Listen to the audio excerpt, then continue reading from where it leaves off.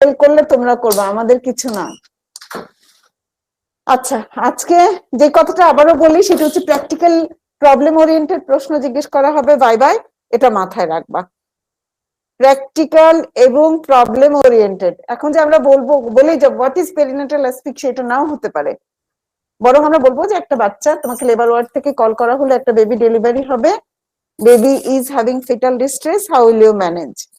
এই কথাটা বলে তখন তো তোমাকে পেরিনেটাল অ্যাসফিক্সিয়ার ক্রাইটেরিয়া গুলো মাথায় রাখতে হবে, ডেফিনিশন মাথায় রাখতে হবে, স্টেপস অফ ম্যানেজমেন্ট মাথায় রাখতে হবে।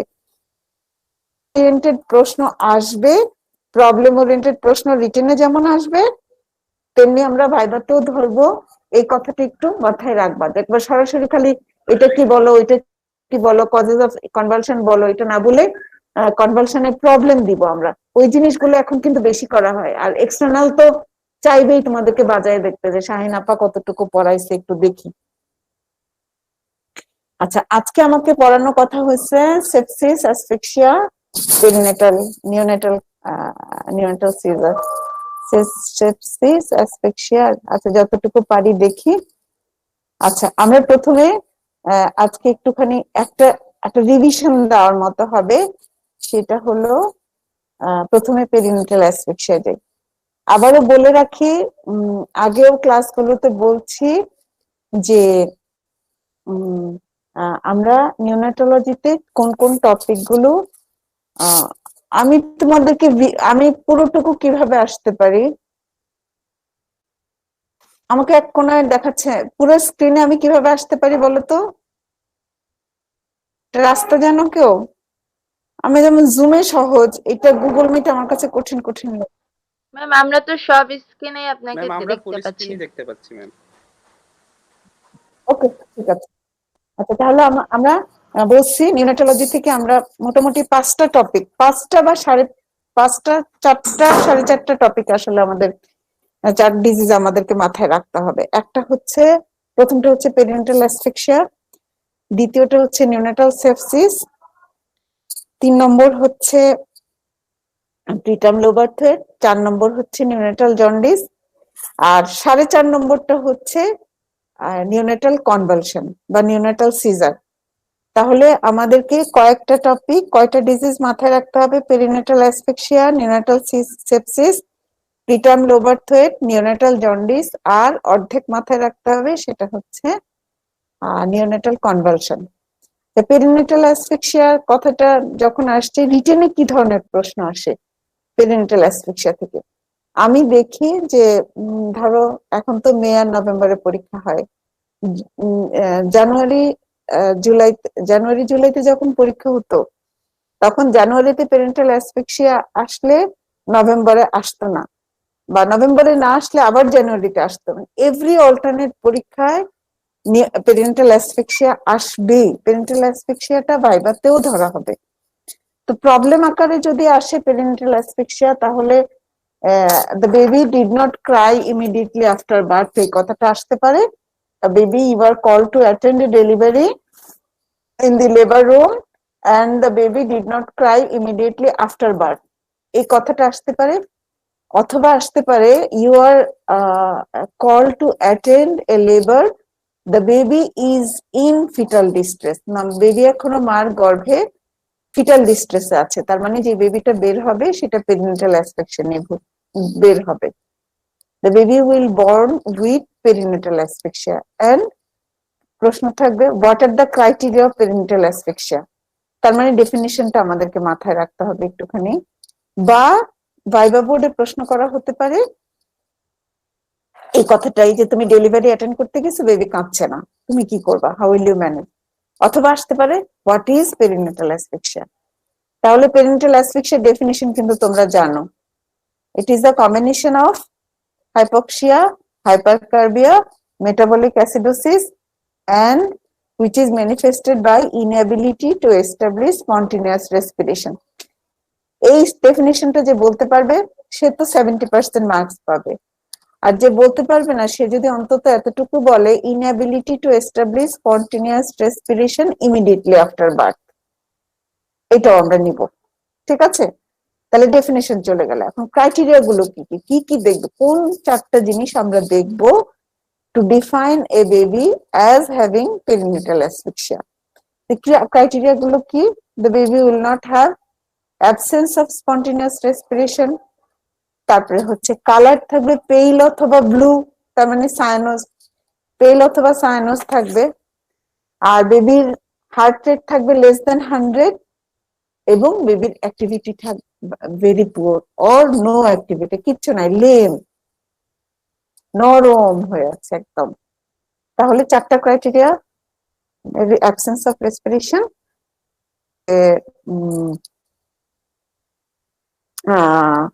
হার্ট রেট লেস দেন 100, তারপরে হচ্ছে কালার পেল অর ব্লু, আর activity absent, there is no activity, hypotonic, no activity. তাহলে আমরা হোয়াট ইজ পেরেন্টাল অ্যাসফিক্সিয়া জানলাম, what are the criteria of perinatal asphyxia জানলাম। এখন কথা হচ্ছে কি কারণে পেরেন্টাল অ্যাসফিক্সিয়া হতে পারে।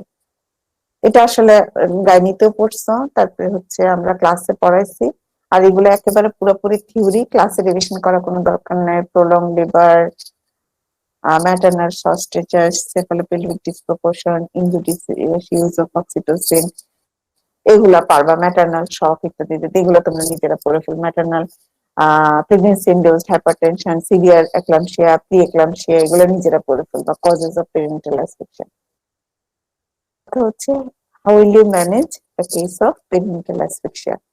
এই কথাটা যখনই তোমাকে জিজ্ঞেস করা হবে, ডোন্ট ফরগেট টু আনসার যে we have to be prepare, we have to prepare ourselves. যে ম্যানেজ করবে, তুমি যে ডাক্তার, তোমার নিজেকে কিন্তু আগে প্রিপেয়ার্ড হতে হবে যে আমি কি কি করব, আমার নিজেকে রেডি করা। তাহলে what are the requirements to manage A baby with parental asphyxia, সেটাও কিন্তু আমরা ক্লাসে পড়ছি। এটা তোমাদেরও কিছু কিছু হলেও মনে আছে। সেটা হচ্ছে আমরা একটা ওয়েল লাইট এবং ওয়ার্ম, ওয়েল লিট এবং একটা ওয়ার্ম স্পেস আমরা চাইবো যেখানে বেবিটাকে আমরা রিসাসিটেট করতে পারবো। একটা ক্লিন সারফেস চাইবো, একটা ওয়ার্ম সারফেস চাইবো যেখানে একটা হিট সোর্স থাকবে, লাইট থাকবে, একটা সারফেস ফার্ম থাকবে। এখন ফোমের বেডের উপরে রেখে কিন্তু আমরা বাচ্চাকে রিসাসিটেট করতে পারবো না, একটা ফার্ম সারফেস থাকবে। তারপরে হচ্ছে আমি আমার কি অ্যাসেপ্টিক প্রিকশন লাগবে, গ্লাভস পরবো আমি, আমার অ্যাসিস্ট্যান্ট একজন রেডি থাকতে হবে, দরকার লাগলে যেন আমাকে হেল্প করে। তারপরে এগুলো তোমরা সব জানো যে আমরা একটা অক্সিজেন 100% অক্সিজেন সোর্স রাখবো, তারপর আমরা একটা সাকার মেশিন রাখবো। যদি এটা হসপিটাল হয়ে থাকে তাহলে আমি ইলেকট্রিক সাকার, ওয়াল সাকার মেশিন যেটা আমাদের এনামে আছে ওইটা, অথবা যদি আমার ওইরকম অবস্থা, যদি আমি গ্রামে থাকি বা একটা উপজেলা হেলথ কমপ্লেক্সে, তাহলে দেখা যাবে যে আমি বাল্ব সাকার ব্যবহার করে বাবুরে আরো এটা ক্লিন করতে হবে, এগুলো লাগবে। আমাকে একটা ব্যাগ এন্ড মাস্ক ভেন্টিলেশন দেবার জন্য একটা আম্বু ব্যাগ লাগবে, স্টেথোস্কোপ লাগবে, আমার একটা ঘড়ি লাগবে স্টপ ওয়াচ দেখার জন্য আমি কতটুকু সময় নিচ্ছি, আমি বেশি দেরি করে ফেলছি কিনা, এটা লাগবে। বেবিকে মোছার জন্য, র‍্যাপ করার জন্য, ঘাড়ের নিচে রোল করে দেওয়ার জন্য 3 piece warm cotton sterile cloth লাগবে। কটন না হোক, স্টেরাইল হতে হবে এবং সেটা ওয়ার্ম, মানে ভালো টেক্সচারের একটা কাপড় হতে হবে।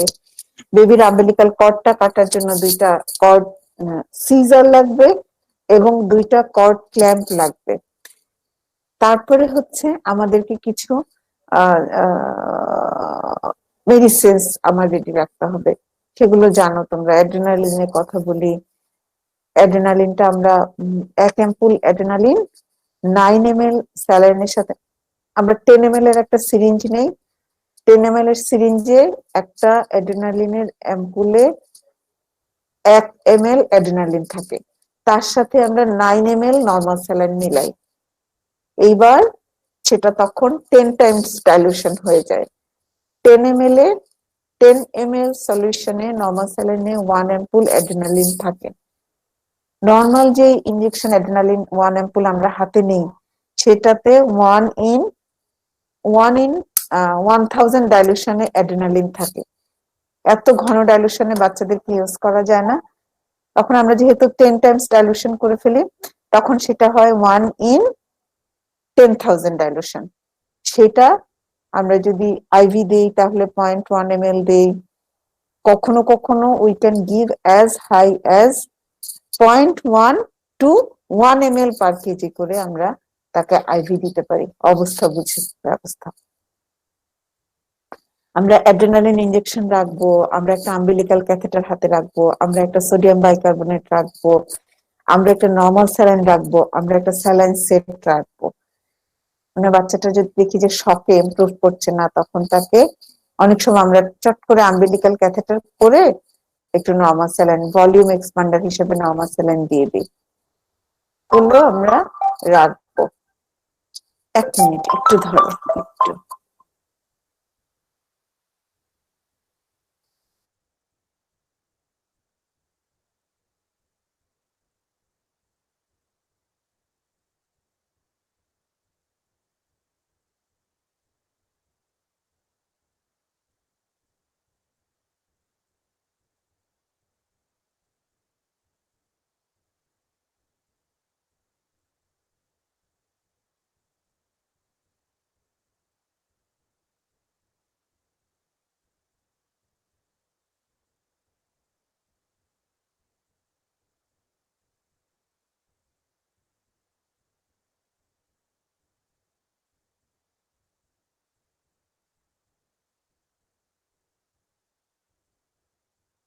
ওকে, হ্যাঁ শুনতে পাচ্ছ আমাকে? জি ম্যাম। Yes, ma'am. জি ম্যাডাম।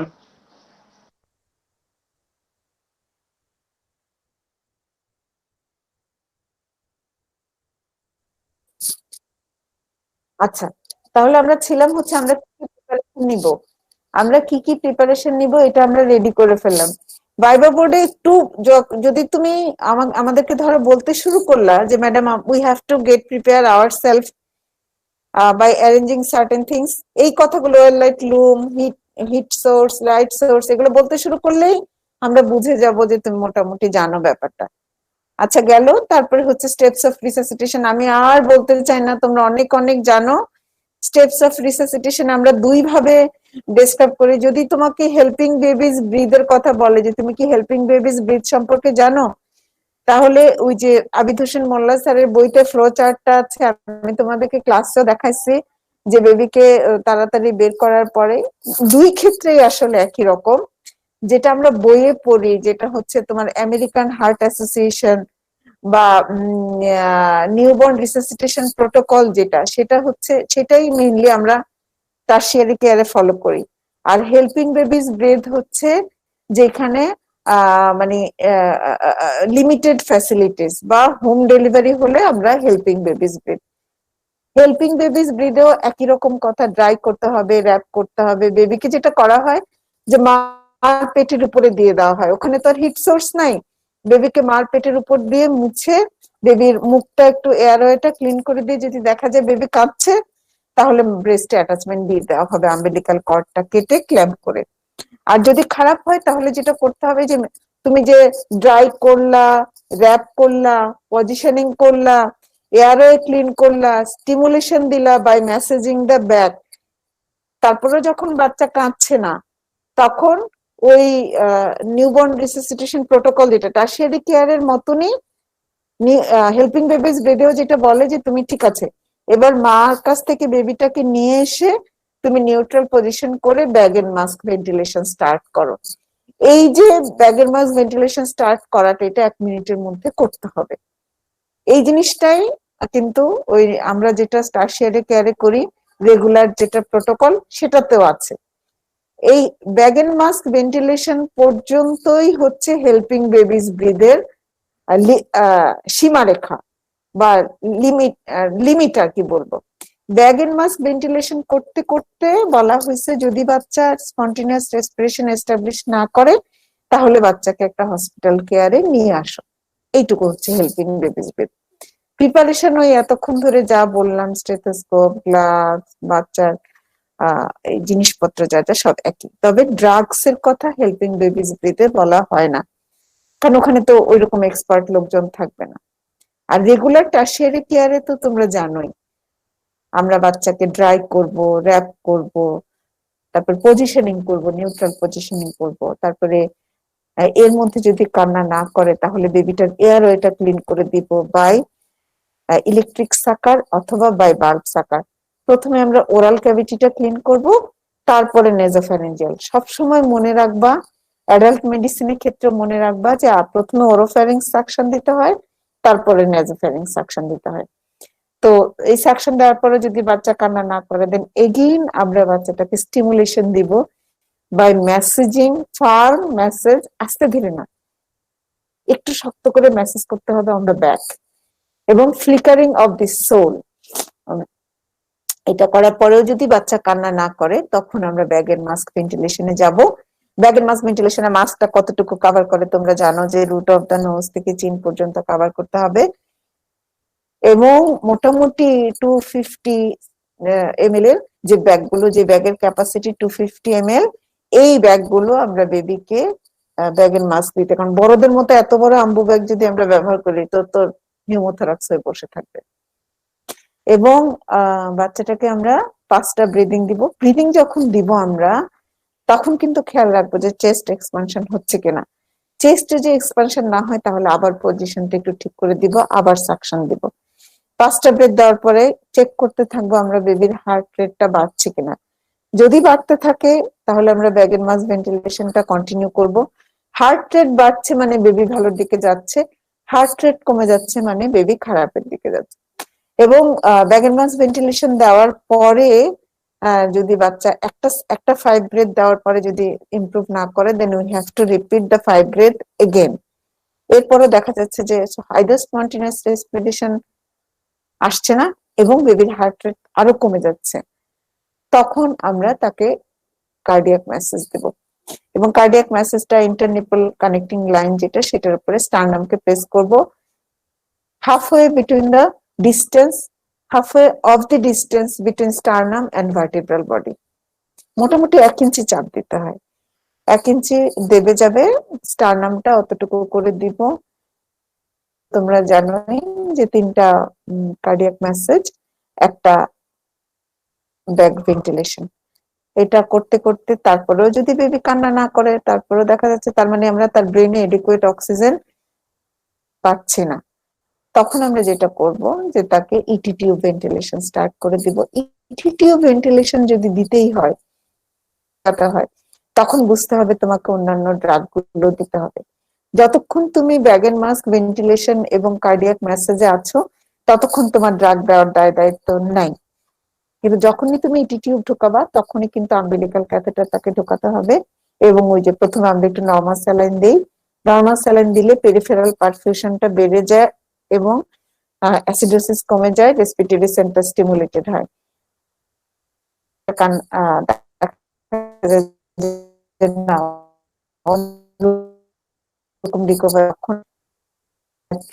এবং ভাস্কুলার টোন বাড়ানোর জন্য তখন আমরা 1 in 10,000 ডাইলুশনে যে অ্যাড্রিনালিনটা তৈরি করেছিলাম, ওইটা আমরা তাকে আইভিটি দিই।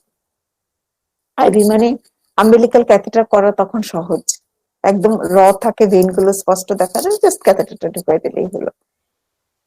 তাহলে আমরা কিন্তু, যদি স্টেপস অফ রিসাসিটেশন বলে তোমাকে বা পরীক্ষায়, ধরো স্টেপস অফ রিসাসিটেশনের জন্য তোমাকে সর্বোচ্চ 2 নাম্বার দিবে, তাহলে তুমি প্রিপারেশন গুলো একটু লিখবা চট করে, আর লিখবা স্টেপস গুলো, যে drying, wrapping, keeping the baby in under a heat source, তারপরে ক্লিয়ারেন্স অফ দি এয়ারওয়ে, তারপরে হচ্ছে স্টিমুলেশন, এয়ারওয়ে ক্লিয়ার করা পর্যন্ত breathing by bag and mask ventilation. Bag and mask ভেন্টিলেশনের 2টা সেট দিব আমরা। If not improve, then we will go for circulation, যেটা যে আমরা করতে পারি by giving cardiac massage. Cardiac মেসেজে যদি হার্ট রেট ইমপ্রুভ না করে, then we will go for endotracheal intubation and drug. এবার D, A B C D, এটুকু কিন্তু বলতে পারতে হবে। তাহলে আমরা রিসাসিটেশনটা শিখে ফেললাম। যে বাচ্চাটাকে তুমি লেবার রুম থেকে রিসাসিটেশন করছো, যে বাচ্চাটাকে ব্যাগ এন্ড মাস্ক ভেন্টিলেশন দিতে হয়েছে, যে বাচ্চাকে, এই বাচ্চাকে তো তুমি মার্ক করলে দিয়ে আসতে পারবে না, তোমার তাকে আমাদের এনআইসিইউ তে নিয়ে আসতে হবে। বা বাসায়ও যদি এরকম করে রিসাসিটেট করা হয়, বা ঢাকা সাভারের অন্য কোনো ক্লিনিকে, দ্বীপ ক্লিনিক বা কি কি যেন, সাভার ইউনাইটেড হসপিটাল, ওইসব জায়গায় রিসাসিটেশন করার পরেও কিন্তু বাচ্চাকে আমাদের কাছে আনতে হবে। এনআইসিইউ ম্যানেজমেন্টটা গুরুত্বপূর্ণ। এনআইসিইউ ম্যানেজমেন্ট অন্যান্য সকল ইউনিটের ম্যানেজমেন্টের মতন আমি 1000বার বলছি, সেটা হচ্ছে টেম্পারেচার মেনটেন করতে হবে, অক্সিজেনেশন মেনটেন করতে হবে, বাচ্চাটার নিউট্রিশনের দিকে অক্সিজেনেশন মেনটেন করতে হবে। এরকম করে লিখলে কিন্তু হবে না, হবে যে we have to give oxygen supplementation by either nasal cannula অথবা মেকানিক্যাল ভেন্টিলেশন, সরি, অথবা হেড বক্স। তো সর্বনিম্ন অক্সিজেন সাপ্লিমেন্টেশন আমরা দিতে পারি সবচেয়ে কম ভলিউমে, সেটা হচ্ছে সবচেয়ে অল্প পরিমাণ যখন লাগবে তখন দিব নেজাল ক্যানুলা। FiO2 দরকার, আরো অক্সিজেন দরকার, তখন আমরা বেবিটাকে একটা অক্সিজেনের বক্সের ভেতরে ঢুকাই দেব, যেটাকে বলা হচ্ছে হেড বক্স। তারপরেও বাচ্চার অক্সিজেন স্যাচুরেশন বাড়ছে না, তখন আমরা তাকে পজিটিভ প্রেসার ভেন্টিলেশনে দিব, যেটাকে বলা হয় CPAP, continuous positive airway pressure ventilation. CPAP ভেন্টিলেশনে বাচ্চা স্পন্টেনিয়াস রেসপিরেশন নিতে পারছে না, মেকানিক্যাল ভেন্টিলেশন, যেটাকে সাধারণ মানুষজন বলে লাইফ সাপোর্ট মেশিন। এই কথাগুলো লিখতে হবে। টেম্পারেচার মেনটেন্যান্সের জন্য আমরা বেবিকে ওয়ার্মারে রাখবো অথবা একটা হিটারের কাছে রাখবো, ভালো করে র্যাপ করবো, এই কথাটা বলতে হবে। আচ্ছা, এইখানে কিন্তু পেরিনেটাল অ্যাসফিক্সিয়ার বাচ্চা কিভাবে টেম্পারেচার মেনটেন করবে প্রশ্ন করলে আমার অনেক ভালো ছাত্রছাত্রী চট করে বলে দেয়, madam kangaroo mother care. Perinatal অ্যাসফিক্সিয়ার বাচ্চা যে শ্বাসই নিতে পারছে না, তাকে তো তুমি মার কোলে দিবাই না, করতে হবে। তাহলে আমরা তাকে হিটারের নিচে রাখবো অথবা আমরা তাকে ওয়ার্মারে রাখবো অথবা ইনকিউবেটরে রাখবো, যখন যেটা সুবিধাজনক।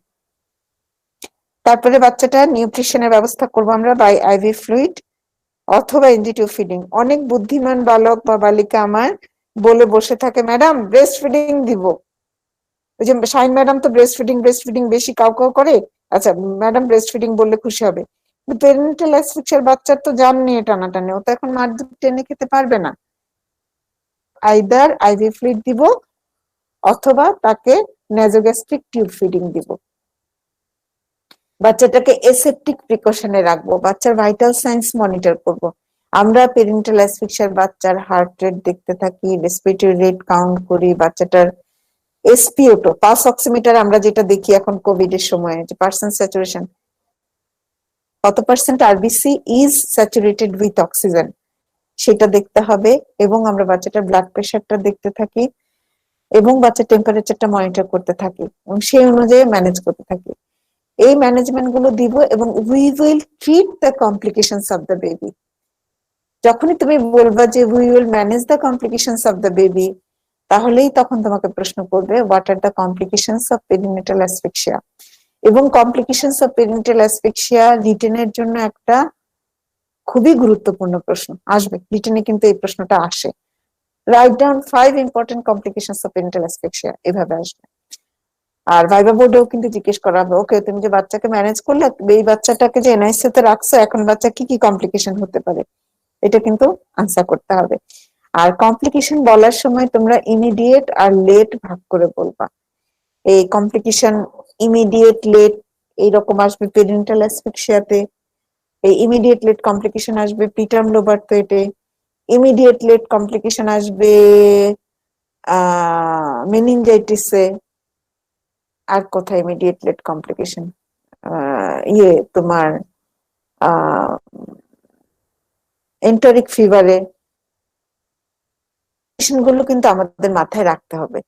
ইমিডিয়েট কমপ্লিকেশন আবার সিস্টেম ওয়াইজ একটু মনে রাখবা। মাথা থেকে যদি শুরু করো, ব্রেনে হবে hypoxic ischaemic encephalopathy, intracranial haemorrhage হতে পারে ব্রেনে। তারপরে যদি হার্টে আসো, হার্টে পোস্ট অ্যাসফিক্সিয়াল কার্ডিওমায়োপ্যাথি, মানে কার্ডিওভাস্কুলার সিস্টেম আর কি, কার্ডিওমায়োপ্যাথি হতে পারে। আর হতে পারে হাইপোটেনশন, যেহেতু কার্ডিওমায়োপ্যাথি হচ্ছে ইজেকশন ফ্র্যাকশন কম থাকবে এবং পেরিফেরাল পারফিউশন কম থাকবে, ভাস্কুলার টোন কম থাকবে, পেরিফেরাল পুলিং অফ ব্লাড হবে এবং the baby May suffer from hypotension. আমরা কিন্তু এই বাচ্চাদেরকে সবসময় একটা আয়োনোট্রপ দেই, তার মানে ডোপামিন অথবা ভিটামিন দেই, যাতে পেরিফেরাল পারফিউশন ভালো থাকে, প্রেশারটা মেনটেন করে। আচ্ছা, কার্ডিওভাস্কুলার কমপ্লিকেশন গেল। পালমোনারি কমপ্লিকেশন কি? পালমোনারি কমপ্লিকেশন কমনেস্ট এবং ডেডলি কমপ্লিকেশন হচ্ছে পালমোনারি হেমোরেজ। আচ্ছা, পালমোনারি কমপ্লিকেশন গেল। এবার আসো জিআইটি কমপ্লিকেশন। জিআইটি কমপ্লিকেশন হচ্ছে তোমার ইসকেমিক চেঞ্জ হয় যখনই যে কেউ, অ্যাডাল্ট হোক নিওনেট হোক, শকে গেলে, বা এটা নিউরোজেনিক হতে পারে, কার্ডিওভাস্কুলার হতে পারে, হাইপোভলিমিক হতে পারে, শকে গেলে কিন্তু ভাইটাল অর্গানস গুলোকে ব্লাড সাপ্লাই চলে যায়। আর এই যে স্প্ল্যাঙ্কনিক ব্লাড ভেসেল যেগুলোকে বলে, স্কিন এবং জিআইটি ব্লাড ভেসেল গুলো তখন আর কোনো ব্লাড সাপ্লাই নেয় না। ব্লাড মানে স্কিনে বা ব্লাড ভেসেলে স্কিন, তখন কিন্তু ব্লাড সাপ্লাই আর বডি সিস্টেম এইভাবে তৈরি করে, সিম্প্যাথেটিক সিস্টেম এভাবে আসে। তো যখন অনেকক্ষণ গাটে ব্লাড সাপ্লাই আসে না, গাট কিন্তু ইস্কিমিয়াতে সাফার করে, এবং ওই ইস্কিমিয়ার জন্য ছোট ছোট ছোট ছোট নেক্রোটিক এরিয়া তৈরি হয় গাটে, এবং তখন নেক্রোটাইজিং এন্টারোকোলাইটিস ডেভেলপ করে। তো তোমরা অনেকে যারা মোটামুটি মনোযোগ দিয়ে পড়াশোনা করছো, তারা জানো যে নেক্রোটাইজিং এন্টারোকোলাইটিস কিন্তু প্রিটার্ম বাচ্চাদের কমপ্লিকেশন, কিন্তু টার্ম বাচ্চারও কমপ্লিকেশন হতে পারে if the baby suffers from severe perinatal asphyxia for long time. আচ্ছা, তাহলে গাটের কমপ্লিকেশন আমরা বললাম। এবার কিডনি কমপ্লিকেশন কি হবে? ওই একই কথা, যেহেতু ইস্কেমিয়া, যেহেতু অক্সিজেন সাপ্লাই নাই, সেহেতু টিবিউলস গুলো নেক্রোটিক হয়ে যাবে, যেটাকে আমরা বলি অ্যাকিউট টিবিউলার নেক্রোসিস। এটা মনে রাখবা। এবং অ্যাকিউট টিবিউলার নেক্রোসিস হলে তো অ্যাকিউট কিডনি ইনজুরি হবেই। ব্লাডে কি হবে? ব্লাডে যেটা হতে পারে সেটা হচ্ছে ডিসেমিনেটেড ইন্ট্রাভাস্কুলার কোয়াগুলেশন। এই যে এক্সটেন্সিভ অনেকক্ষণ সময় ধরে হাইপক্সিমিয়াতে সাফার করে বাচ্চাগুলা, তখন ক্যাপিলারি এন্ডোথেলিয়াল ড্যামেজ হয় এবং সেইখানে ছোট ছোট মাইক্রোথ্রম্বাইটাস থাকে এবং ডিআইসি ডেভেলপ করে, থ্রোম্বোসাইটোপেনিয়া ডেভেলপ করে। ইলেকট্রোলাইট ইমব্যালেন্সেস হতে পারে যে কোনোটা, এবং মেটাবলিক ব্লাড গ্যাস, যেমন এটা তোমরা জানো যে ব্লাড গ্যাস অ্যাবনর্মালিটি হতে পারে, যেটা হচ্ছে combined acidosis, respiratory and metabolic acidosis হতে পারে। রেসপিরেটরি অ্যাসিডোসিস এবং মেটাবলিক অ্যাসিডোসিস এর কম্বিনেশন হতে পারে in case of perinatal asphyxia. এগুলো হচ্ছে ইমিডিয়েট কমপ্লিকেশন। লেট কমপ্লিকেশন তো সহজ, যেহেতু অলরেডি ড্যামেজ, সেজন্য মাথাটা ছোট হয়ে যাবে। নিউরন যদি একবার ডেড হয়ে যায়, ওই নিউরন তো আর রিজেনারেটেড হয় না, সেজন্য মাথার সাইজটা ছোট্ট, এরকম নারকেলের মালার মতো দেখা যায়। গেলে বা অন্যান্য সরকারি হসপিটালে গেলে নিউরোলজি আউটডোরে দেখা যায় একটু ছোট ছোট বাচ্চার মাথা ছোট ছোট মাথার বাচ্চা নিয়ে মা বসে আছে। সেরেব্রাল পলসি হতে পারে, microcephaly, cerebral palsy, hearing impairment, seizure disorder, speech delay, এগুলো হতে পারে। তো কমপ্লিকেশন ইমিডিয়েট লেট ভাগ করে বলে ফেলবা। পেরিনেটাল অ্যাসফিক্সিয়া থেকে মোটামুটি মাল্টিপল চয়েস প্রশ্ন আসে না, মানে এমসিকিউ আসে না, আসে হচ্ছে এসিকিউ, এবং এসিকিউ তে প্রবলেম আকারেই আসে। হোয়াট ইজ পেরিনেটাল অ্যাসফিক্সিয়া সাধারণত আসে না। Baby did not cry immediately after birth, এবং হার্ট রেট এত, baby is limp, how will you manage, mention 3 important complications, এরকমই আসবে মোটামুটি। তাহলে পেরিনেটাল অ্যাসফিক্সিয়া কিন্তু পড়ে ফেলছি আমরা। পেরিনেটাল অ্যাসফিক্সিয়ার কমনেস্ট কমপ্লিকেশন হচ্ছে হাইপক্সিক ইসকেমিক এনকেফালোপ্যাথি, এবং হাইপক্সিক ইসকেমিক এনকেফালোপ্যাথির most common manifestation is convulsion, that means neonatal seizure. Neonatal সিজারের কজ নিয়ে এসিকিউ আসবে, নিওনেটাল সিজারের কজ এসিকিউ তে জিজ্ঞেস করা হবে।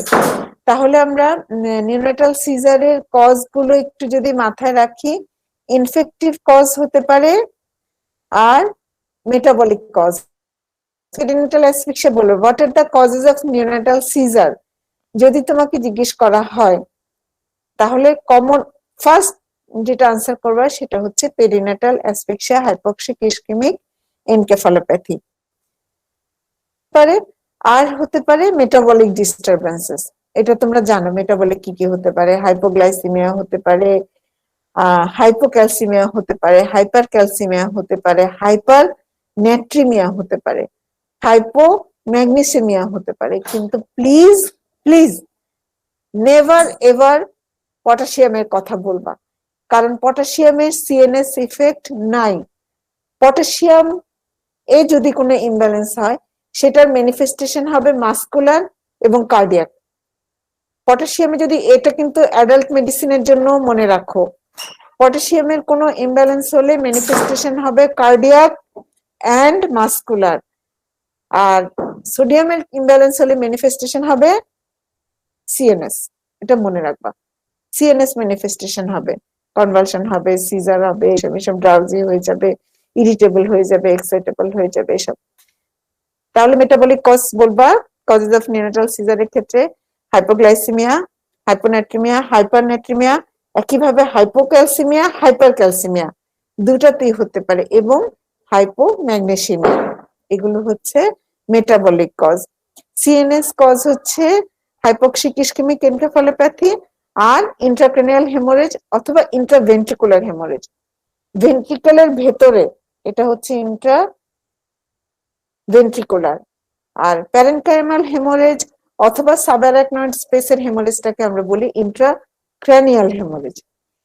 তাহলে তুমি ইন্ট্রাক্র্যানিয়াল হেমোরেজে বলবা আর ইন্ট্রাভেন্ট্রিকুলার হেমোরেজে বলবা। এইবার আসে ইনফেক্টিভ কজ।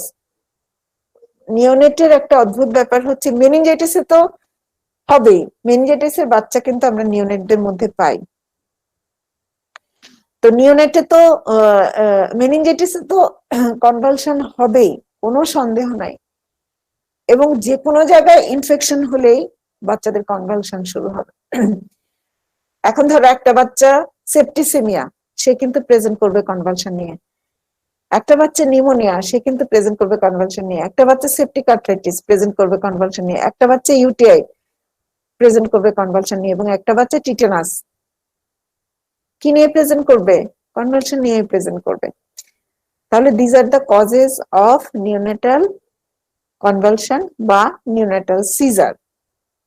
আর নিওনেটাল কনভালশনের ক্ষেত্রে একটা কথা একটু মনে রাখবা তোমরা, যে নিওনেটাল কনভালশন কখনো, as because the neurons are not well myelinated, সেজন্য কনভালশন হবে ফোকাল। একটা চোখ এরকম করে তাকায় থাকবে, এরকম করে তাকায় থাকবে, অথবা রোভিং চোখ ঘুরাতে থাকবে, অথবা দেখা যাবে একটা ঠোঁট একটু বারবার কাঁপছে, বা জিভটা একটু বের করে দিচ্ছে, বা একটা আঙ্গুল শুধু এরকম এরকম এরকম এরকম করে ফ্লিকার করতে থাকে, বা একটা হাত একটু একটু, ফোকাল কনভালশন হবে। সিঙ্গেল ফোকাল হতে পারে, মাল্টিপল ফোকাল হতে পারে বাচ্চাদের কনভালশনটা নিওনেটের। আরেকটা জিনিস মাথায় রাখতে হবে, সেটা হচ্ছে নিওনেটের convulsion may not look like actual convulsion.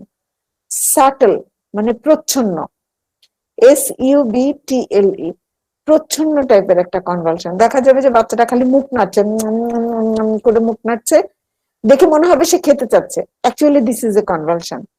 আবার দেখা যাবে যে বাচ্চার চোখটা শুধু একটু রিদমিক, একটা রেগুলার ইন্টারভালে চোখটা একটু ব্লিঙ্ক করছে, এটা কিন্তু দেখলে মনে হবে যে এমনি বুঝি করছে, আসলে কিন্তু ইট ইজ কনভালশন। আবার দেখা যাবে একটা বাচ্চা হাইপার ভেন্টিলেট করছে, বারবার ঘন ঘন শ্বাস নিচ্ছে, এটাও কিন্তু একটা সাটল টাইপ অফ কনভালশন। তো নিওনেটাল কনভালশনটা একটু বড়দের চাইতে আলাদা। কিভাবে?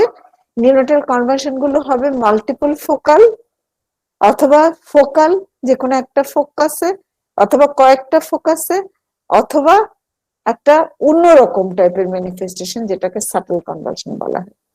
তাহলে আমরা নিওনেটাল সিজারের কজ গুলো জানলাম, নিওনেটাল সিজারের ভ্যারাইটিটা জানলাম। এখন জানবো নিওনেটাল সিজারের ম্যানেজমেন্ট কি। বারবার করে পড়ানো হয়েছে তোমাদেরকে, নিওনেট বড়দের ক্ষেত্রে যেমন তোমরা জানো যে আমরা যখন ফেব্রাল কনভালশন পড়াইছি তখন বলছি যে পারলেকটাল ডায়াজেপাম 0.5 মিলিগ্রাম করে পারলেকটাল ডায়াজেপাম দিব। নিওনেটে কখনো ডায়াজেপাম দেওয়া যাবে না, পারলেকটাল তো দেওয়া যাবেই না, কারণ নিওনেটের রেসপিরেটরি সেন্টার খুবই ভালনারেবল, এবং নিওনেটের রেসপিরেটরি সেন্টারটা খুব সহজে সাপ্রেসড হয়ে যেতে পারে। আর ডায়াজেপাম গ্রুপের ড্রাগ আইভি অথবা পারলেকটাল দিলে নিওনেটের ক্ষেত্রে রেসপিরেটরি অ্যারেস্ট হয়ে যেতে পারে। সেই জন্য আমরা নিওনেটে ফার্স্ট লাইন অফ ড্রাগ হিসেবে দিই ফেনোবারবিটন অথবা ফেনিটয়েন। দুইটার কার্যকারিতা সেম, প্রথমে 20 মিলিগ্রাম পার কেজি করে দেই, 20 মিনিট অপেক্ষা করি, কনভালশন কন্ট্রোল না হলে 10 মিলিগ্রাম পার কেজি করে আবার দেই, তারপরে কনভালশন কন্ট্রোল না হলে আবার 20 মিনিট পরে 10 মিলিগ্রাম পার কেজি করে দেই। তাহলে দেখো 0 মিনিটে 20 মিলিগ্রাম পার কেজি করে দিলাম, তার 20 মিনিট পরে 10 মিলিগ্রাম পার কেজি করে দিলাম, তার 20 মিনিট পরে 10 মিলিগ্রাম পার কেজি করে দিলাম। তার মানে তুমি কিন্তু 40 মিনিটসে তাকে 40 মিলিগ্রাম পার কেজি করে ফেনোবারবিটন দিচ্ছ। এটা ফেনোবারবিটনও হতে পারে, ফেনিটয়েনও হতে পারে। এখন ধরো প্রথমে তুমি ফেনোবারবিটন দিছো 40 মিলিগ্রাম দিয়ে দিছো 40 মিনিটসে, কনভালশন কন্ট্রোল হয় নাই, তখন তুমি ফেনিটয়েনে যাবা। অথবা এমন হতে পারে যে তুমি প্রথমে ফেনিটয়েন দিছো, এখন ফেনোবারবিটনে যাবা।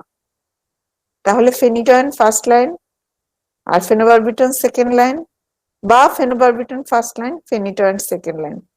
এটাতেও যদি কনভার্সন কন্ট্রোল না হয়, তখন আমরা যেটা করি সেটা হচ্ছে লোরাজিপাম দিই।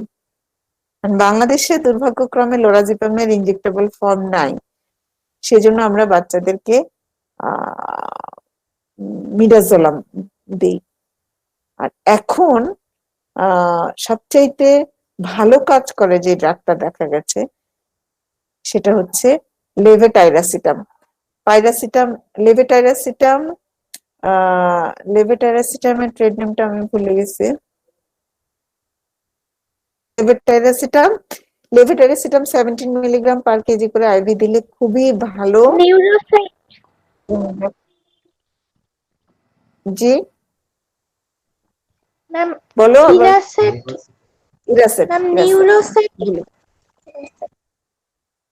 ইরাসেট, হ্যাঁ ইরাসেট নামে পাওয়া যায়। তো যদি তোমাদেরকে ভাইবা বোর্ডে যদি নিওনেটোলজিস্ট এসে থাকেন, ম্যাডাম আমরা ফেনিটয়েন ফেনোবারবিটন দিই, লোরাজিপাম পাওয়া দিব, উনি যদি জিজ্ঞেস করেন যে নিউয়ার ড্রাগ কি ব্যবহার করি আমরা লেভোটাইরাসিটাম ব্যবহার করি ইরাসেট নামে। থ্যাংক ইউ, ইরাসেট নামে পাওয়া যায়, আমি ভুলে গেছিলাম, আমার ব্রেন ইদানিং কাজ করছে না। আচ্ছা, তো আমরা নিউনেটাল সিজারও কিন্তু পড়ে ফেললাম, তাহলে আমাদের 1.5টা টপিক পড়া হয়ে গেছে। এবার আমরা আরেকটা টপিকের দিকে আগাই, সোজা টপিক, সেটা হচ্ছে সেপসিস।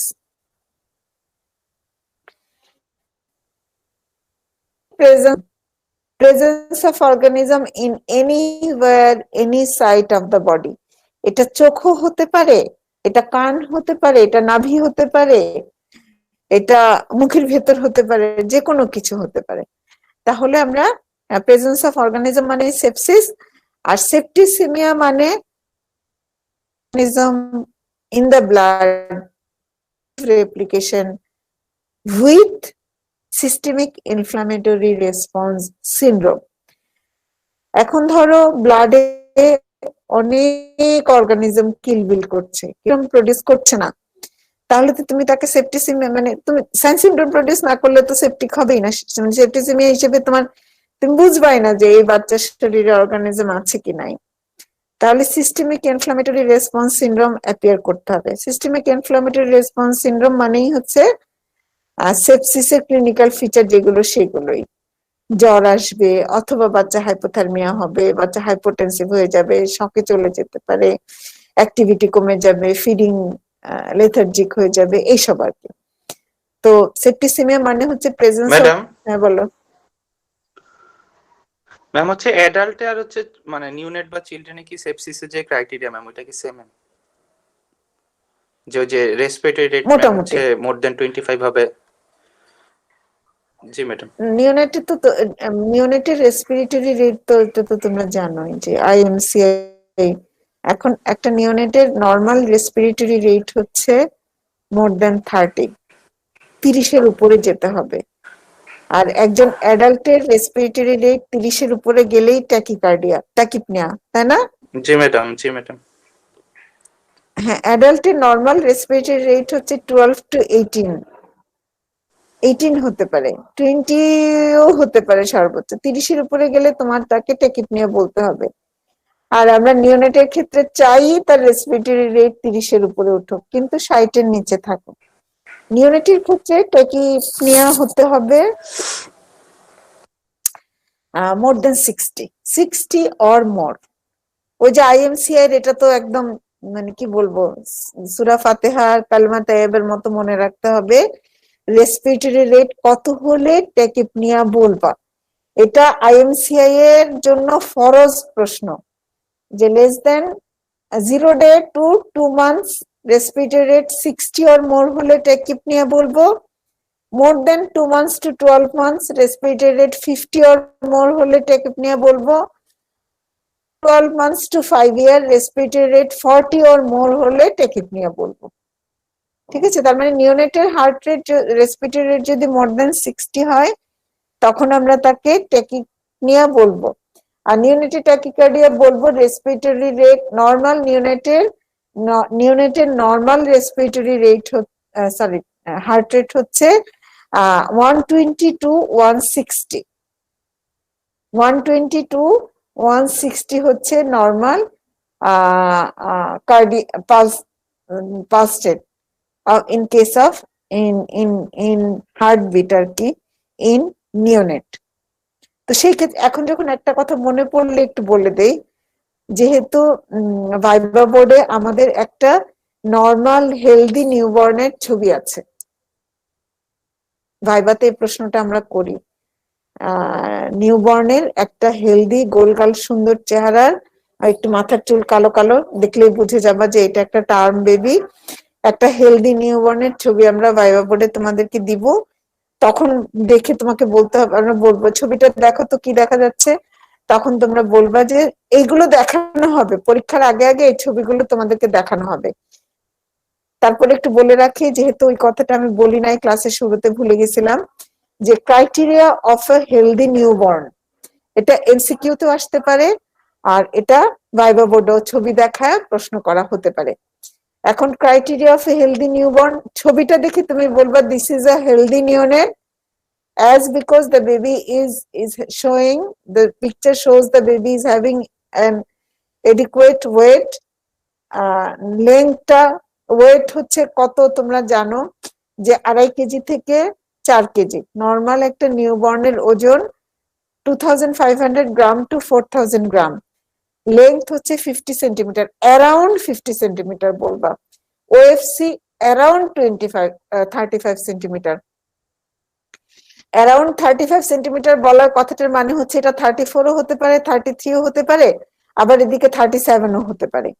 তাহলে অ্যারাউন্ড 35 সেন্টিমিটার হচ্ছে ওএফসি, অ্যারাউন্ড 50 সেন্টিমিটার হচ্ছে তার লেংথ, আর 2500 গ্রাম থেকে 4000 গ্রাম হচ্ছে তার ওয়েট।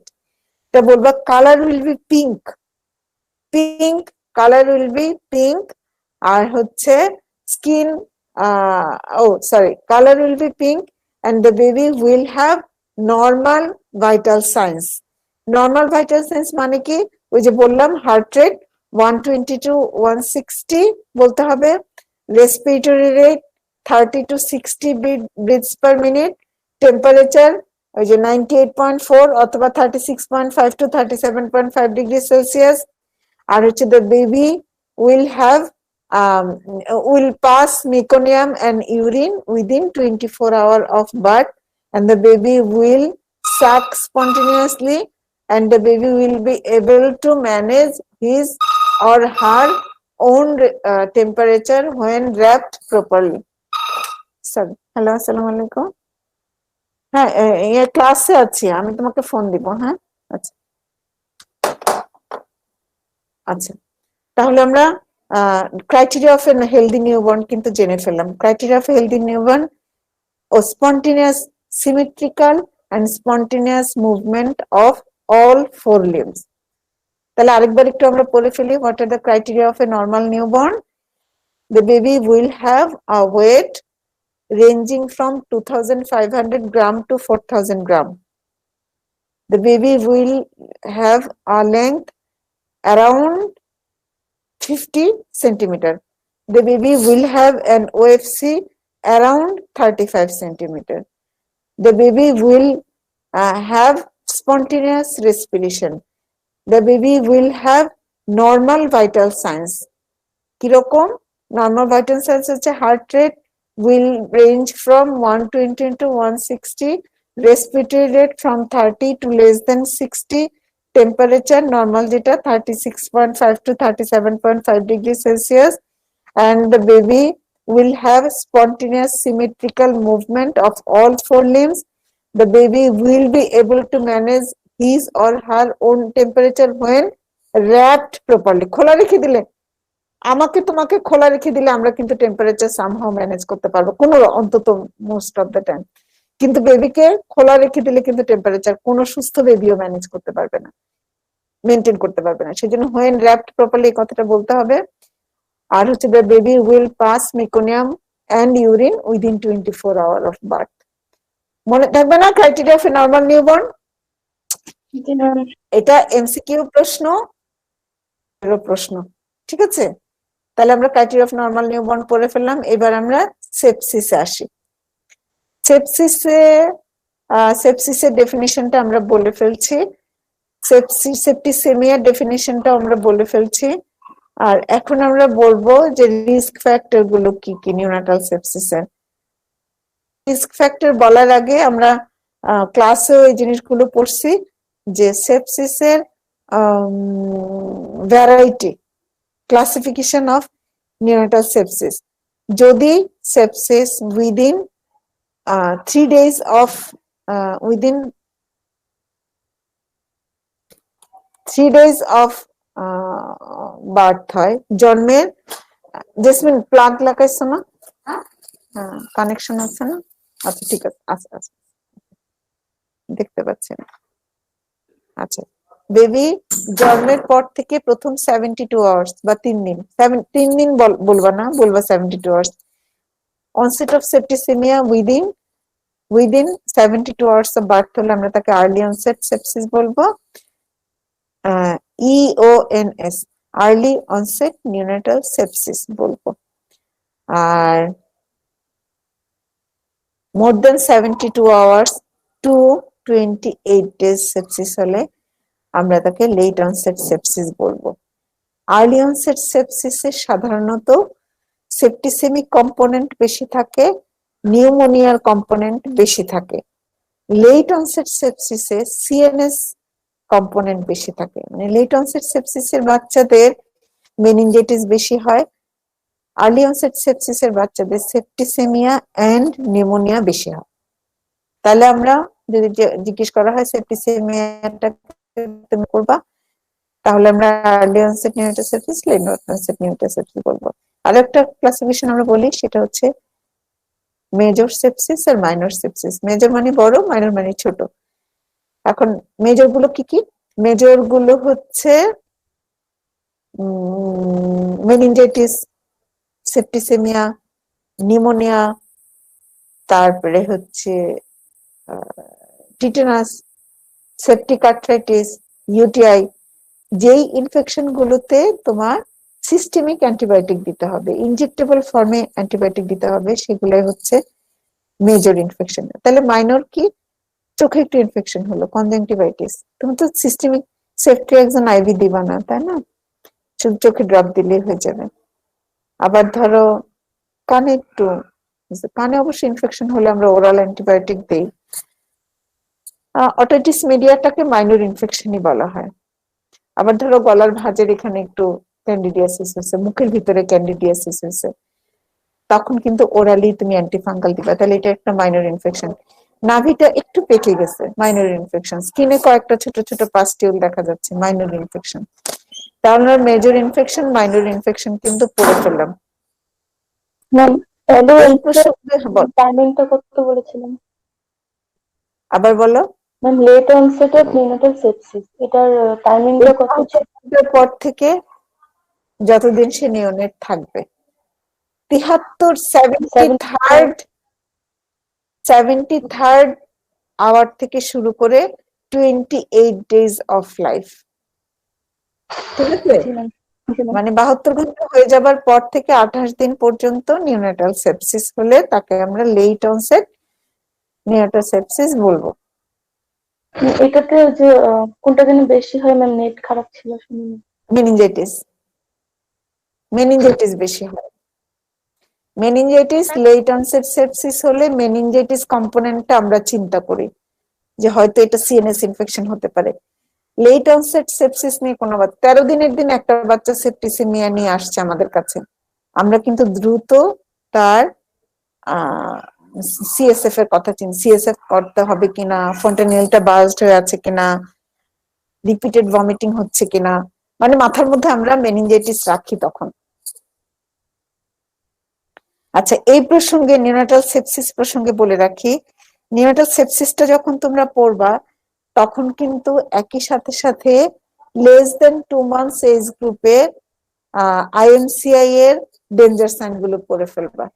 খুব সম্ভবত এখন এখন আইএমসিআই এর ডেঞ্জার সাইন সরি মানে নিউনাটাল সেপসিসের যে ক্লিনিক্যাল ফিচার গুলো সেগুলোই কিন্তু লেট সেপসিসের ফিচার যেগুলো সেগুলোই কিন্তু আইএমসিআই এর লেস দেন 2 months এজ গ্রুপের danger sign. IMCI less than 2 months age গ্রুপের যে ডেঞ্জার সাইন আর হচ্ছে নিউনাটাল সেপসিসের ক্লিনিক্যাল ফিচার সেম। তাহলে কিরকম ধরো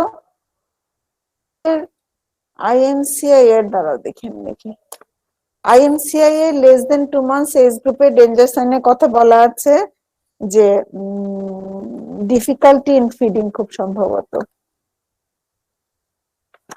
কোথার মধ্যে জানি আছে less than 2 months age group কোথায় জানি আছে, এখন আমি খুঁজে বের করতে পারবো না, তোমরা একটু দেখবা। হ্যাঁ ম্যাম এটা হচ্ছে স্টপ বলো। ফিডিং ও তারপর হচ্ছে ওর কনভালশন থাকতে পারে, ওর ফাস্ট হ্যাঁ, breathing. Activity less than normal not, তারপরে রেসপিরেটরি সাইন থাকবে, কিছু কিলোর হাইপোথার্মিয়া থাকবে,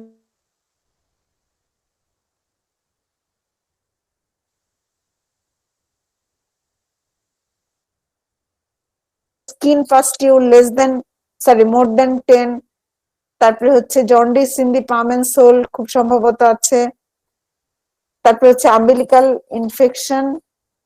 8টা না কোথায় 8টা অথবা 9টা ডেঞ্জার সাইন আছে IMCI less than 2 months age গ্রুপে, এবং এইটা একদম মুখস্থ করে ফেলবা।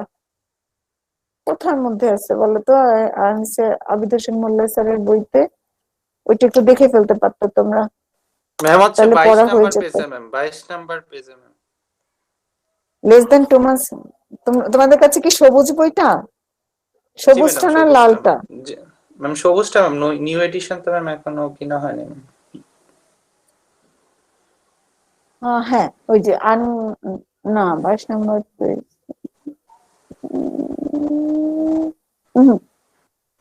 সেকেন্ড না চ্যাপ্টার। না এরকম না, এখন কিন্তু একটু অন্যরকম আসছে, পারসিস্টেন্ট ভমিটিং নাই, বালজিং কন্টিনিউলি নাই, এটা একটু তোমরা দেখবা তো। স্যারের নতুন বইটাতে স্যারের সাথে আমি কিছু লিখছি, স্যার আমাকে কো-অথর হিসেবে রাখছে ওইখানে, নতুন বইটা জানি কোথায় রাখছে, এই যে আমাদের বাসার 60 পেজে কয়েকটা ছিল, ওটা কত নিউনাটাল সেপসিসের তো ছিল।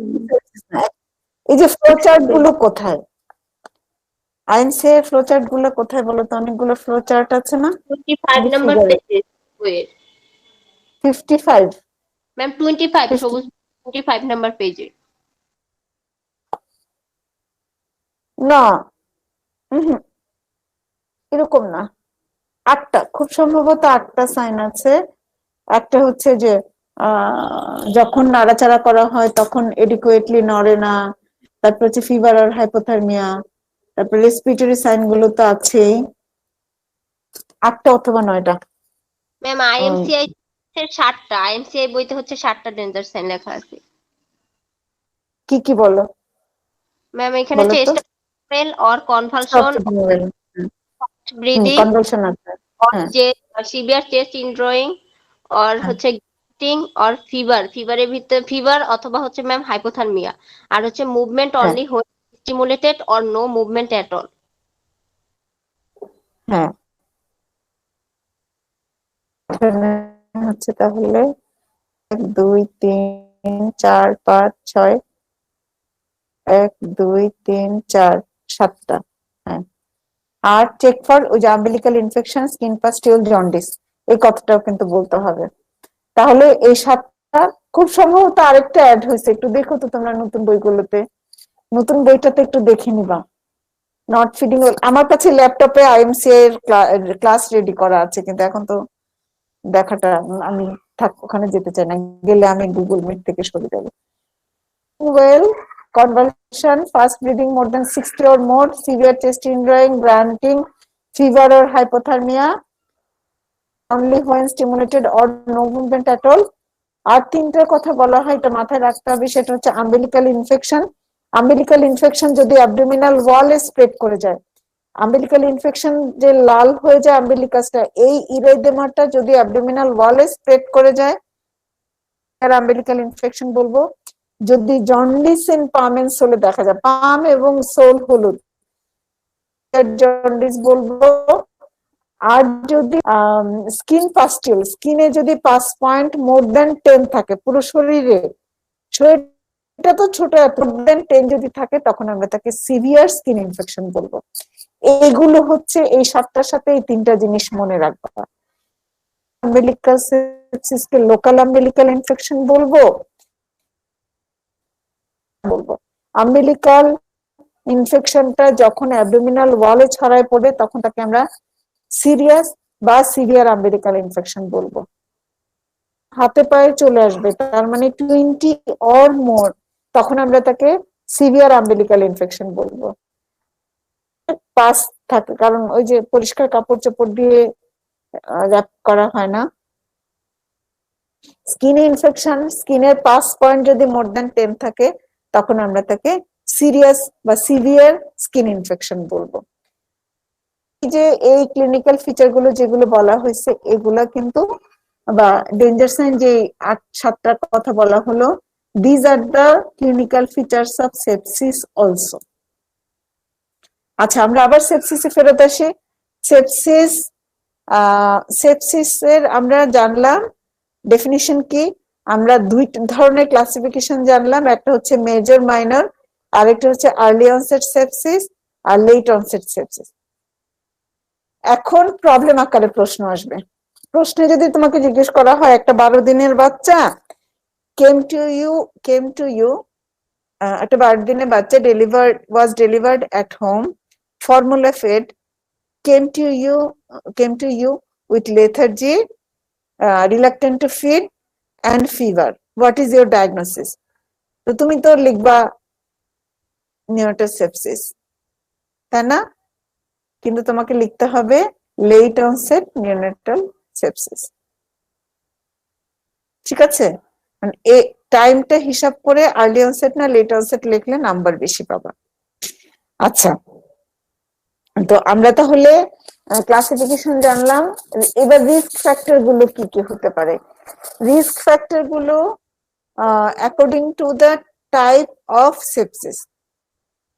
যদি আর্লি অনসেট সেপসিস নিয়ে তোমার কাছে বেবি আসে জন্মের 72 ঘন্টার মধ্যে, 72 hours of birth, within 72 hours of birth, তাহলে তো তুমি চোখ বন্ধ করে বলতে পারবা যে এটা this is the septicaemia is due to মানে কি বলবো, contamination during the process of labour.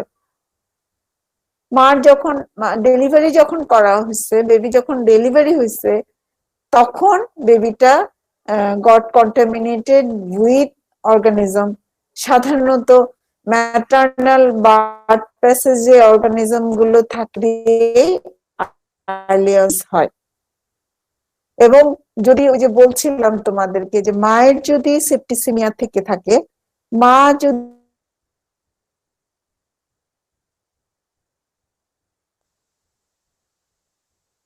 যদি থেকে থাকে, মার যদি টর্চ ইনফেকশন থেকে থাকে, তাহলে, এবং প্রলং রাপচার অফ মেমব্রেন যদি থাকে, এবং যদি ম্যাল হ্যান্ডলিং ডিউরিং লেবার, ক্লিন, যে 6টা জিনিস ক্লিন থাকতে হয়, সেটা হচ্ছে সিক্স সেটা হচ্ছে clean clean clean labour clean delivery surface, তারপর ক্লিন প্যাসেজ। মায়ের ধরো জেনিটাল ইনফেকশন আছে, তাহলে তো সেটা ক্লিন হলো না। তারপর হচ্ছে clean PV, clean instrument, clean cord cut, clean cord tie, এবং ক্লিন যদি কোনো বাচ্চাকে যদি কোনো রিসাসিটেশন করা হয়, সেই রিসাসিটেশন ইনস্ট্রুমেন্ট গুলো, এই যে আমরা বললাম আম্বু ব্যাগ, তারপরে হচ্ছে স্টেথো, তারপরে হচ্ছে সাকার মেশিন, এগুলো যদি ক্লিন না থাকে তাহলে তো বাচ্চা সেপ্টিসেমিক হয়ে যাবে।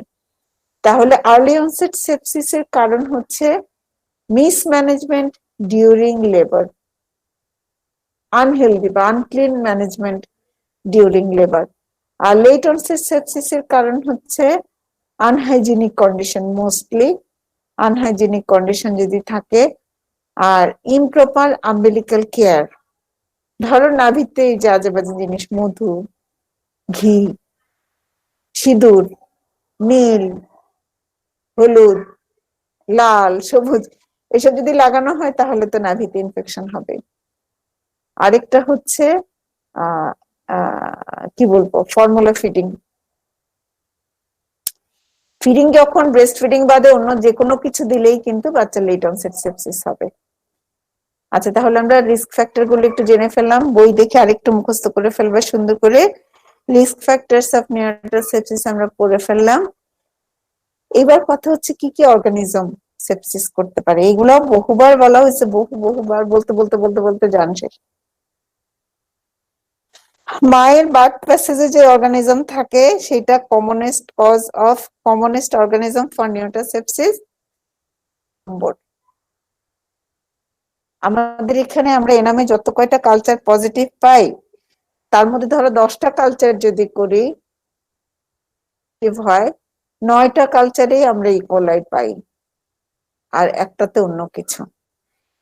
তাহলে যদি তোমাকে জিজ্ঞেস করা হয় ভাইভা বোর্ডে what are the organism responsible for neonatal sepsis, তাহলে ইকোলাই আগে বলবা, তারপরে ক্লেবশিয়েলা বলবা, ক্লেবশিয়েলা, তারপরে বলবা সিউডোমোনাস, তারপরে বলবা অ্যাসাইনেটোব্যাক্টর, তারপরে বলবা streptococcus, staphylococcus, listeria monocytogenes. E coli, klebsiella, pseudomonas, acinetobacter, streptococcus, staphylococcus, listeria monocytogenes. একদম ঠাটা মুখস্থ রাখতে হবে। আমরা অর্গানিজম পড়ে ফেললাম, আমরা ক্লাসিফিকেশন পড়ে ফেললাম, আমরা রিস্ক ফ্যাক্টর পড়ে ফেললাম, ক্লিনিক্যাল ফিচারও কিন্তু পড়ে ফেলছি। ক্লিনিক্যাল ফিচারের মধ্যে ওই 7টা আবারও মনে করে দেখো। একটা হচ্ছে স্টপ ফিডিং ওয়েল, একটা হচ্ছে activity or no activity when stimulated, টু কোনো নাড়াচাড়া নেই, মা বলবে বাচ্চা তো নড়ে না, আপা আমার বাচ্চাটা নড়ে না, কান্নাকাটি করে না, তাহলে অ্যাক্টিভিটি লেস দেন নর্মাল। বেবির ফিভার থাকতে পারে, অথবা বেবি হাইপোথার্মিক থাকতে পারে, ফিভার অর হাইপোথার্মিয়া হতে পারে। তারপরে হতে পারে ব্রিদিং ডিফিকাল্টি, সেটা হচ্ছে ট্যাকিকার্ডিয়া হতে পারে, ট্যাকিপনিয়া হতে পারে। ট্যাকিপনিয়া জানি কত, 60 অর মোর ব্রেথস হতে পারে, ব্রেথস পার মিনিট হতে পারে। গ্রান্টিং থাকতে, কোকায় বাচ্চাগুলো এরকম করে কোকাতে থাকে, তাহলে এটাকে আমরা বলবো গ্রান্টিং হতে পারে। চেস্ট ইনড্রয়িং থাকতে পারে। আর হচ্ছে তো বললামই, ফিডিং কনভালশন নিয়ে আসতে পারে বাচ্চাটা। আর আসতে পারে খাবারের কথা তো বলা হয়েছে, খাবার ফিডিং রিলাক্টেন্ট টু ফিড হচ্ছে খেতে চাচ্ছে না, খেতে পারছে না, এটা একটা হতে পারে। অথবা হতে পারে খাবার হজম করতে পারছে না, পেটটা full, distended abdomen, feed, vomiting, diarrhoea নিয়েও বাচ্চা আসতে পারে। আর তার সাথে সাথে আরো কমপ্লিকেশন হিসেবে বাচ্চা স্কিন ইনফেকশন থাকতে পারে, বাচ্চা জন্ডিস থাকতে পারে, অনেক বেশি, একেবারে অনেক বেশি বেশি জন্ডিস এরকম থাকতে পারে। তাহলে আমরা সেপ্টিসিমিয়া ক্লিনিক্যাল ফিচারে বলবো হচ্ছে activity less than normal or no activity অথবা লেথার্জি, রিলাক্টেন্ট টু ফিড বলবো, ফিডিং ইনটলারেন্স বলবো, ব্রিদিং বা রেসপিরেটরি সিমটম গুলোর কথা বলবো, সেটা হচ্ছে ট্যাকিপনিয়া, গ্রান্টিং, চেস্ট ইনড্রয়িং, এগুলো কথা বলবো। তারপরে বলবো ফিভার থাকতে পারে, হাইপোথার্মিয়া থাকতে পারে, অ্যাবডোমিনাল ডিস্টেনশন থাকতে পারে, বাচ্চার কনভালশন থাকতে পারে, আর থাকতে পারে jaundice, skin pustule, colour of, of ও ডাবল এফ, অফ কালার, গায়ের বর্ণ, মা এসে বলে আমার বেবির গায়ের বর্ণ ছাই বর্ণ হয়ে গেছে কেমন জানি, সায়ানোসিস এবং প্যালোর দুইটা মিলে একটা অ্যাশ এন্ড গ্রে কালার হয়, ছাই ছাই রঙের। ওইটা তোমরা আমাদের এনআইসি তে কাজ করলেই দেখবা, এরকম বাচ্চা কিন্তু আমাদের কাছে আসে। আচ্ছা, তাহলে আমরা clinical feature of neonatal sepsis পড়ে ফেলছি। এইবার কথা হচ্ছে ইনভেস্টিগেশন কি করবা। ইনভেস্টিগেশন তোমরা খুব ভালো করেই জানো যে আমরা সেপটিক স্ক্রিন করব, সিবিসি সিআরপি, মাইক্রো ইএসআর, তারপরে হচ্ছে প্রোক্যালসিটোনিন করা হয়, এখন ইন্টারলিউকিন লেভেলস গুলো করা হয়। সিবিসি সিআরপি মাইক্রো ইএসআর এই কথাটা গুলো বললে, প্রোক্যালসিটোনিন এগুলো বললে আমরা মোটামুটি নিব as septic screening. Septic screening জিনিসটা কি আসলে? সেপটিক স্ক্রিনিং মানে হচ্ছে আমি জানতে চাই যে বাচ্চাটা শরীরে জীবাণু আছে কি নাই, বা জীবাণু সংক্রমণ হয়েছে কিনা, whether the baby is infected or not, এটা হচ্ছে সেপটিক স্ক্রিনিং। সিবিসি তে দেখা যাবে যে নিউট্রোফিলিক লিউকোসাইটোসিস অথবা নিউট্রোপেনিয়া, লিউকোপেনিয়া হতে পারে, লিউকোসাইটোসিস হতে পারে, নিউট্রোফিলিয়া হতে পারে, নিউট্রোপেনিয়া হতে পারে, থ্রোম্বোসাইটোপেনিয়া হতে পারে, এনিমিয়া হতে পারে। আচ্ছা, সিআরপি লেভেল বেড়ে যাবে, মাইক্রো ইএসআর বেড়ে যাবে, আর বেড়ে যাবে হচ্ছে প্রোক্যালসিটোনিন। এগুলো হচ্ছে সেপটিক স্ক্রিনিং। এখন আমি জানতে চাই যে অর্গানিজমটা কি। প্রথমে জানলাম অর্গানিজম আছে কি নাই, কারণ আমাকে অ্যান্টিবায়োটিক স্টার্ট করতে দিতে হবে ব্রড স্পেকট্রাম। আমি এবার জানতে চাই অর্গানিজমটা কি। তাহলে যদি আমার সিএনএস ইনফেকশন চিন্তা করি, তাহলে আমি সিএসএফ কালচার করব। যদি আমি অটিটিস মিডিয়া চিন্তা করি, তাহলে ওখান থেকে সব নিয়ে কালচার করব। যদি আমি ব্লাডে সেপ্টিসিমিয়া মনে করি, তাহলে ব্লাড কালচার পাঠিয়ে দিব। যদি আমি সেপ্টিক আর্থ্রাইটিস চিন্তা করি, তাহলে জয়েন্ট ফ্লুইড অ্যাসপিরেট করে পাঠিয়ে দিব। যদি আমি ইউটিআই চিন্তা করি, তাহলে ইউরিন আরএমই সিএস করতে পাঠিয়ে দেব। ঠিক আছে? অনেক সময় আমরা ট্রাকিয়াল অ্যাসপিরেট, ট্রাকিয়া থেকে অ্যাসপিরেট করে ফ্লুইডটাও কিন্তু নিউমোনিয়া হলে ট্রাকিয়াল অ্যাসপিরেট কালচার এন্ড সেনসিটিভিটিতে আমরা পাঠাই। সেনসিটিভিটি করব according to the site of infection. Septic screening গেল, কালচার গেল। এইবার লাস্টলি যে ইনভেস্টিগেশনটা করব সেটা হচ্ছে to know suffering from any complications. Septicaemia থেকে কমপ্লিকেশন হতে পারে, তার কিডনি ফেলিওর হতে পারে, তার হেপাটিক ফেলিওর হতে পারে, তার ইলেকট্রোলাইট ইমব্যালেন্স হতে পারে, তার সিনড্রোম অফ ইনঅ্যাপ্রোপ্রিয়েট এডিএস, সিআরড হতে পারে। এই জিনিসগুলো আমরা টেস্ট করে করে দেখে নিব যে তার ইলেকট্রোলাইট লেভেল কেমন, তার রেনাল ফাংশনের অবস্থা কি, তার লিভার ফাংশনের অবস্থা কি, তারপরে হচ্ছে তার ব্লাড সুগারের অবস্থা কি। এগুলো আমরা দেখে নিব যে আমাদেরকে কোন কোন দিকে আমাকে কিন্তু এসে করতে হবে, মানে আমাকে নজর দিতে হবে। যদি নিউমোনিয়া চিন্তা করি তাহলে এক্সরে চেস্ট করব। মেনিনজাইটিস চিন্তা করলে আমরা অনেক সময় একটা আলট্রাসোনোগ্রাফি অফ ব্রেন করি, ফন্টানেলি দিয়ে ভিতরটা দেখা যায়, ওইগুলো করব। তাহলে ইনভেস্টিগেশন চলে গেল। এবার ম্যানেজমেন্ট। যে কোনো ইনফেকশন ম্যানেজমেন্টে যখনই তোমাদেরকে বলা হবে তখন তুমি স্পেসিফিক ম্যানেজমেন্ট বলবা আর সাপোর্টিভ ম্যানেজমেন্ট বলবা। স্পেসিফিক ম্যানেজমেন্ট হচ্ছে অ্যান্টিবায়োটিক। মেনিনজাইটিসের ক্ষেত্রেও কিন্তু একই রকম, স্পেসিফিক ম্যানেজমেন্ট হচ্ছে অ্যান্টিবায়োটিক। আচ্ছা, এখন নিওনেটের সেপসিসে আমরা এমন অ্যান্টিবায়োটিক দিব যেটা ব্রড স্পেকট্রাম, সকল গ্রাম পজিটিভকে কভার করবে, সকল গ্রাম নেগেটিভকে কভার করবে। এর মধ্যে অ্যান্টিবায়োটিক অফ চয়েস হচ্ছে অ্যাম্পিসিলিন, জেন্টামাইসিন। আমরা আমাদের এখানে অনেক বাচ্চা শুধু অ্যাম্পিসিলিন, জেন্টামাইসিন দিয়ে ট্রিটমেন্ট করলে আল্লাহর রহমতে ভালো হয়ে যায়। অ্যাম্পিসিলিন, জেন্টামাইসিনে কাজ না করলে আমরা সেকেন্ড লাইন সেফটাজিডিম আর অ্যামিকাসিনে যাই। সেফটাজিডিম, অ্যামিকাসিন অথবা সেফোটাক্সিম, অ্যামিকাসিন অথবা সিপ্রোফ্লক্সাসিন, অ্যামিকাসিন। এটাতেও যদি কাজ না করে, কাজ করে সাধারণত, কাজ না করলে তখন আমরা মেরোপেনাম, ইমিপেনাম, সেফিপাইম, 4th জেনারেশন সেফালোস্পোরিন ওইসবের দিকে চলে যাই। তো অন্তত পক্ষে আমাদেরকে অ্যাম্পিসিলিন, জেন্টামাইসিন, সেফটাজিডিম, অ্যামিকাসিন অথবা সেফোটেক্সিম, অ্যামিকাসিন, মেরোপেনাম এই কয়টা অ্যান্টিবায়োটিক কিন্তু আমাদেরকে বলতেই হবে।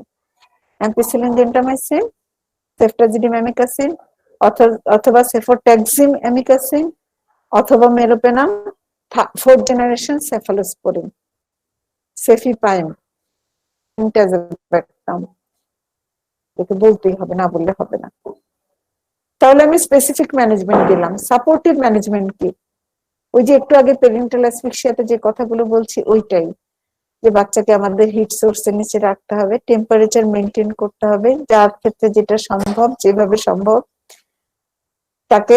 এখন ধরো 3 কেজির একটা বাচ্চাকে তো তুমি ইনকিউবেটরে রাখবা না, আবার 1300 গ্রামের একটা বাচ্চাকে ইনকিউবেটর ছাড়া কোনো গতি নাই।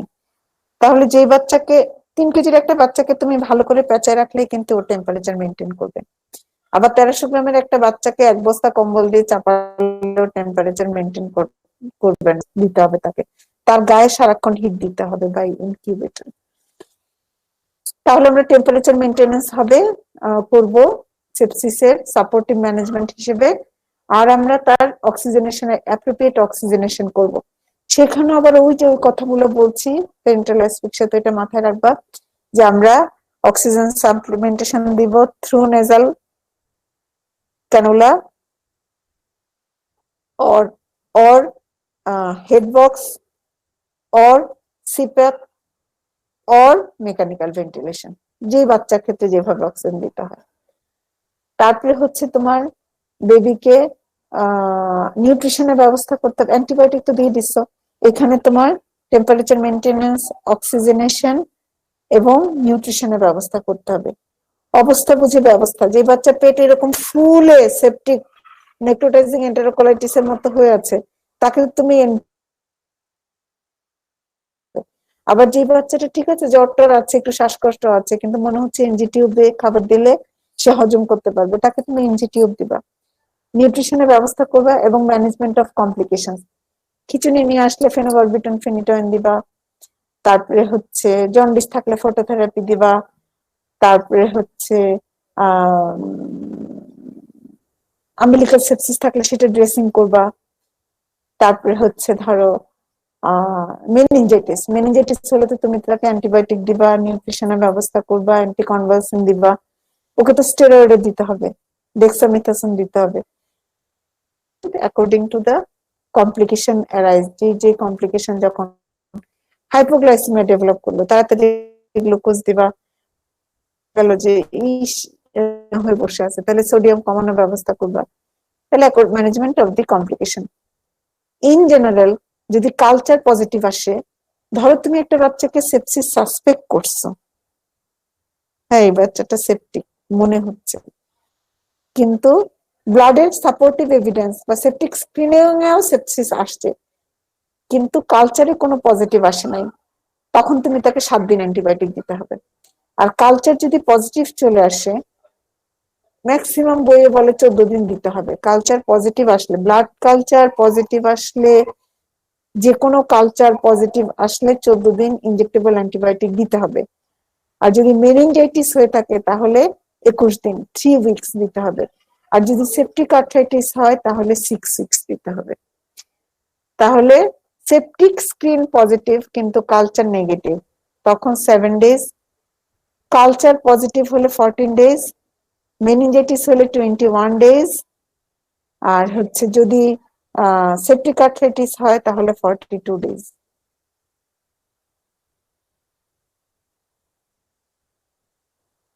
সেপসিস প্রিভেন্ট কিভাবে তুমি করবা, এটা হয়তো প্রশ্ন করা যেতে পারে ভাইবা বোর্ডে, জানি না এক্সটার্নাল করতে পারে যে আমরা মাকে ইনফেকশন থেকে প্রিভেন্ট করব। মার যদি সেপসিস ডেভেলপ করে, মাকে ব্রড স্পেকট্রাম অ্যান্টিবায়োটিক দিব। তারপরে labour room aseptic precaution, resuscitation aseptic precaution, exclusive breast feeding, hygienic umbilical care, এগুলো আমরা করব, এগুলো বলবা। বাচ্চাটাকে হাইজিনিক কেয়ারটা ঠিকঠাক মেনটেন রাখতে হবে, হ্যান্ড ওয়াশ করবো বাচ্চাকে হ্যান্ডেল করার সময়।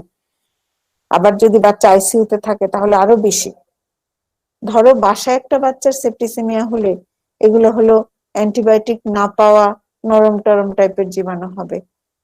কিন্তু আমাদের এনআইসিইউ তে যদি সেপ্টিসিমিয়া হয় তাহলে আমাদেরই কলিজা শুকায় যায়, কারণ এগুলো তো অ্যান্টিবায়োটিক খেয়ে বড় হওয়া অর্গানিজম। জি হ্যালো হান ভাই, জি ওয়ালাইকুম সালাম, আসবো? আচ্ছা আসে, হ্যাঁ আসে। আচ্ছা ঠিক আছে, তাহলে আমি পরের ক্লাসে আবার তোমাদেরকে ক্লাস নিব। এইগুলো যেগুলো পড়ানো হয়েছে এখন, সেপসিস, অ্যাসফিক্সিয়া, নিউনাটাল কনভালশন এবং ওই আইএনসিআই এর অতটুকু criteria of A normal newborn একটু ভালো করে পড়ে ফেলবা, ঠিক আছে ফলাতমান? জি ম্যাডাম। জি ম্যাম। জি ম্যাডাম। জি ম্যাম। আর আমাদের জন্য দোয়া করো। আমি তো নিজে কোভিড সাফার করছি, অক্টোবরে আমার তেমন কিছু ছিল না। আমার হাজবেন্ড নভেম্বরে 15 থেকে শুরু করে সিমটম ছিল না, নভেম্বরে 24 দ্রুত হসপিটালে ভর্তি করতে হলো। একটা সময় স্যাচুরেশন নেমে গেল অনেক কম, 14 লিটার করে অক্সিজেন দিতে হলো, আইসিইউ তে নিতে হবে, ঠিক করলাম আমরা।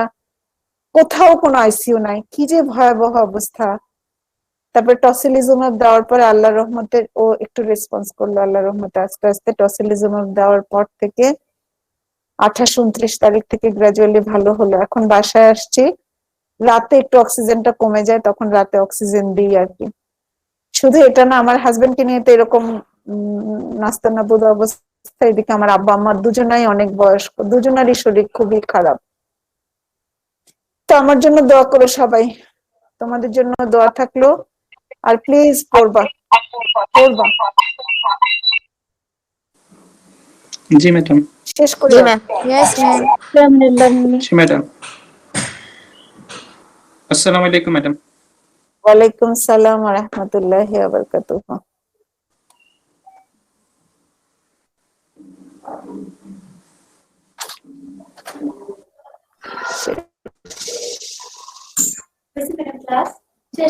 চলো হারুন ভাইয়ের কাছে।